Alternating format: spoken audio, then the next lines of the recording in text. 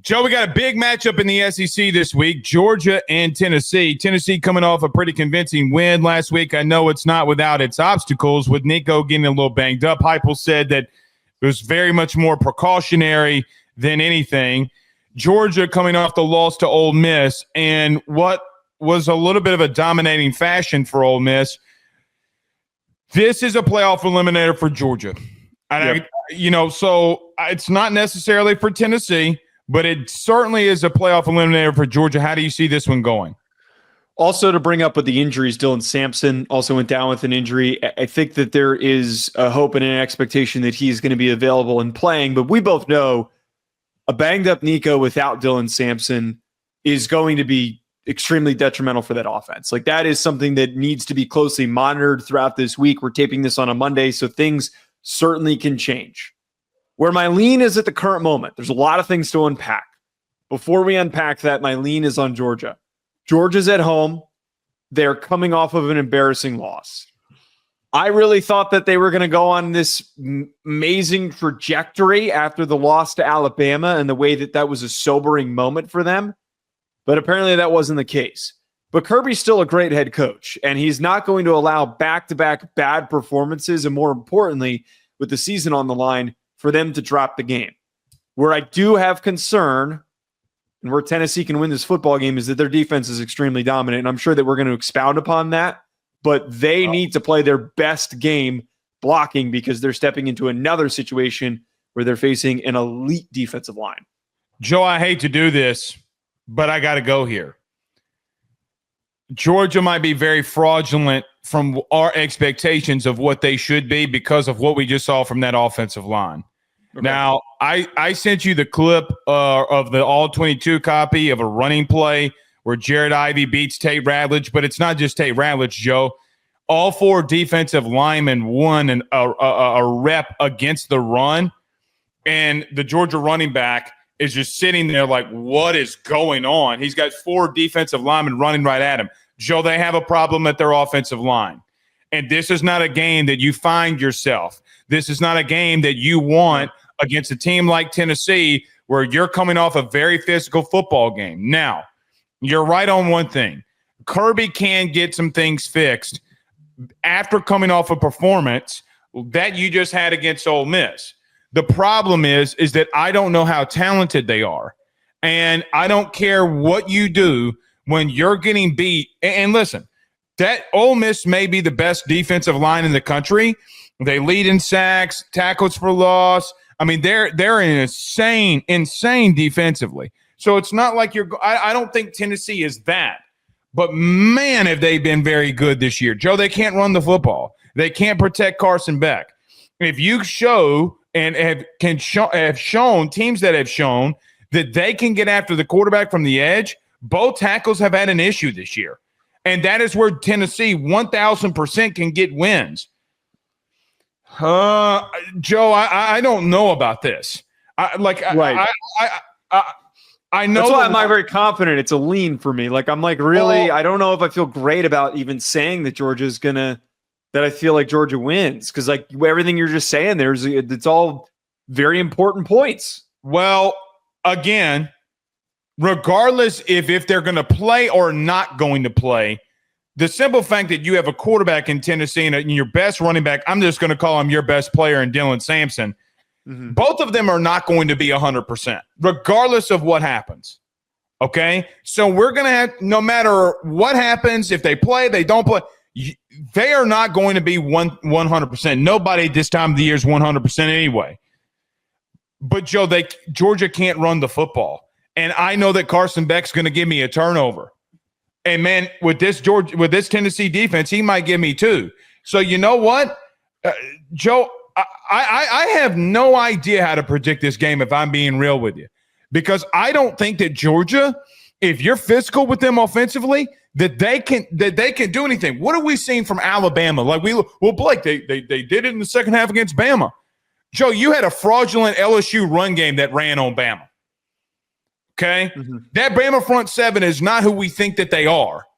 So Tennessee, 1,000% can find a way to not only win this game, Joe, but dominate in some areas.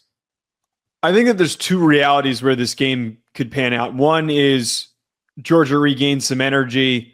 Their defense plays really well. Their secondary makes the plays necessary. They pick off Nico once or twice, and their defense wins the football game just like they did against Texas. Mm-hmm. Because frankly, what killed them is that Jackson Dart, who's super experienced and has been around the block for a million snaps, and Lane Kiffin had his best game called as a play caller. Right, they were in their bag.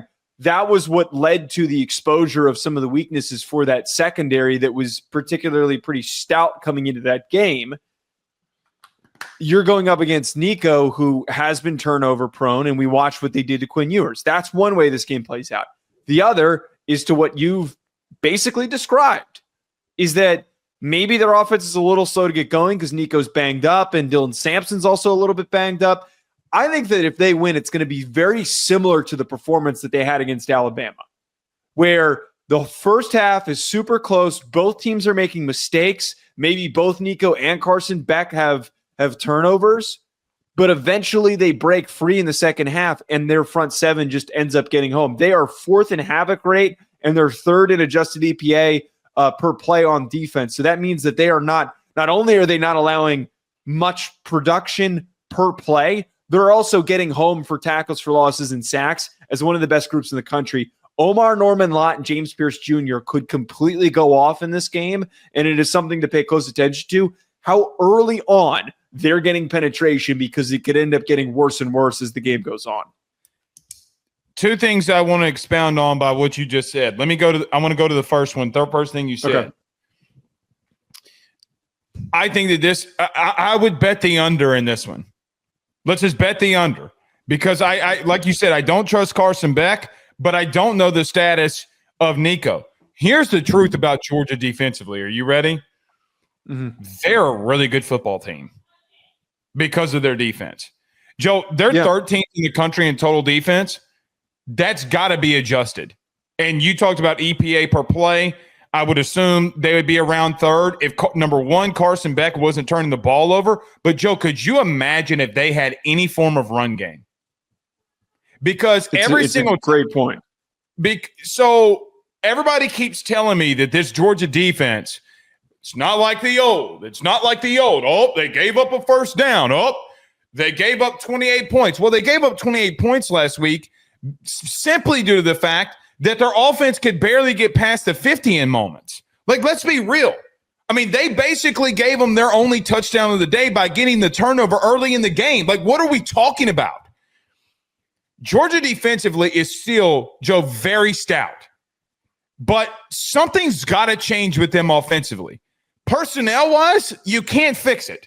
Unless you're going to take some guys in or take some guys out and put some other guys in, you're not going to fix that. And, Joe, quite honestly, I tweeted this out today in preparation for this. I don't know if anybody saw it on Twitter.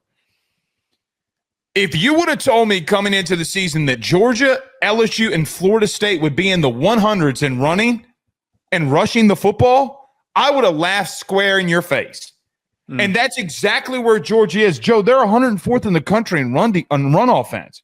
So that Georgia defense is going to keep them in the game. Tennessee has their own problems on offense. Mainly, they can't get the ball down the field unless it's teams like Mississippi State or NC State. Joe, I don't have a pick for you. I have no idea who to lean or what to lean here. By the way, the over-under is 48.5 on BetOnline for anybody. Take the under. Yeah, I'd take the under there too. But this is going to be a defensive game. The winner of this game is going to be who? So basically, they're saying it's a 25-24 matchup. Yes. Yeah. What's the spread? It was 9 when it opened. What is it right now? Shit, I just had it. Just closed it. I think it was. Yeah, I'm pretty sure it was 9, but I could be wrong there. It was a pretty big. It was a pretty inflated number. So it's going to be probably around a touchdown game. Yeah, wait, I just had it pulled up, and of course closed it. BetOnline has the spread of this game at. Still can't find it. There we go. 8.5. So it's moving in the direction of. I would take Tennessee in the points. I take Tennessee in the points because I need to see something from this team offensively. Yeah. Now, watch. You could be right. somebody knows something or has seen something, something's going on. I don't know. Maybe that's one of the players being out. I have no clue for Tennessee, but man, Georgia scares me. I love Kirby. I think he's a great coach. But Joe, I also think, you know what? And I should have mentioned this yesterday, but I didn't. Joe, can I tell you something? We talk about culture all the time.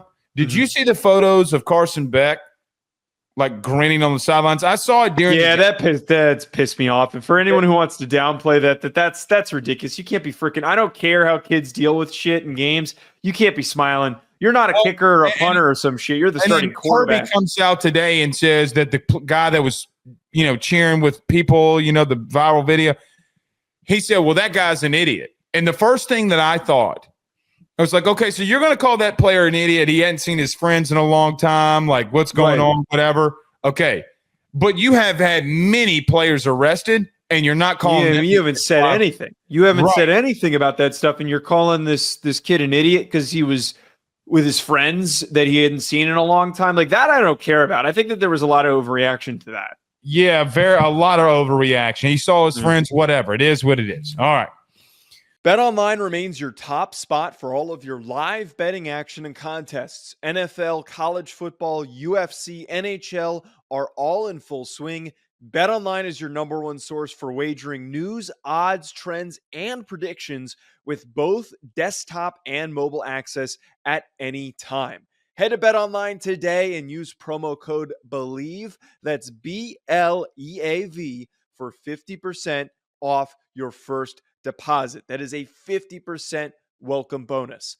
BetOnline, where the game starts.